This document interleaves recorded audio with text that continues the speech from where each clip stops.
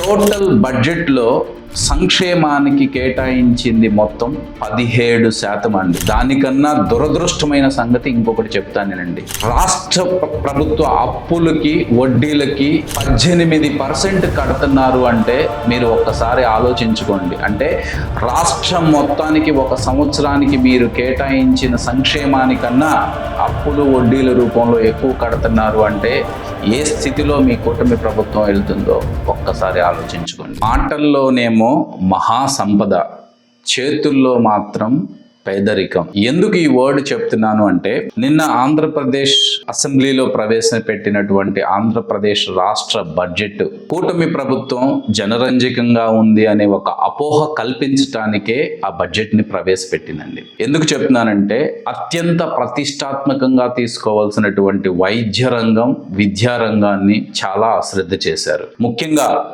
ఏవైతే medical కాలేజీలని private పరం చేయాలని చూశారో వాటికి ఎవరూ రాకలేనప్పుడు ప్రభుత్వ పరంగా వాటిని ఎలా ముందుకు తీసుకెళ్ళాలి అనే ఆలోచనే ఆ బడ్జెట్లో లేనందుకు చాలా చింతిస్తున్నాను. దాంతోపాటు పేదలు, మధ్యతరగతి ప్రజలు ఎంతో గొప్పగా చెప్పుకునేటటువంటి ఆరోగ్యశ్రీ పథకానికి సంబంధించినటువంటి ఆరోగ్య ఆసరాని కంప్లీట్ గా విస్మరించడం, గత 2 సంవత్సరాలుగా విస్మరించారు. అదే కోవలో ఇప్పుడు కూడా విస్మరించడం చాలా బాధాకరం. దాంతో పాటు విద్యారంగం, ముఖ్యంగా ఫీజు రీయింబర్స్మెంట్ కి కావాల్సినటువంటి వసతులు, అదే విధంగా కావాల్సినటువంటి ఆర్థిక సదుపాయాలు కల్పించలేకపోవడం ఈ కూటమి ప్రభుత్వం యొక్క అసమర్థతానికి సాక్షిలాగా మిగిలిపోయింది. అమ్మ ఒడిని ఎంత తగ్గించారో మీరు అందరూ చూశారు. ఎంతో గొప్పగా గ్యాస్ కొట్టినటువంటి ఉచిత గ్యాస్ పథకానికి లాస్ట్ ఇయర్ ఏ విధంగా తగ్గించారో, ఈ ఇయర్ ఇంకా ఏ విధంగా తగ్గించారో మీరు అందరూ ఆ బడ్జెట్ లో చూశారు.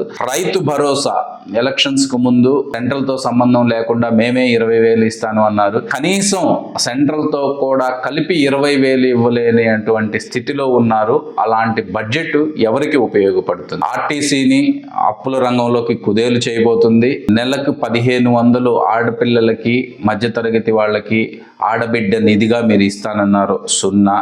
నిరుద్యోగ భృతి 0. 50 సంవత్సరాలు నిండిన ఎస్సీ, ఎస్టీ, బీసీ మైనారిటీలకు పెన్షన్ 0. కొత్త పెన్షన్స్ 0. ఆరోగ్య ఆసరా 0. 0 వడ్డీ 0.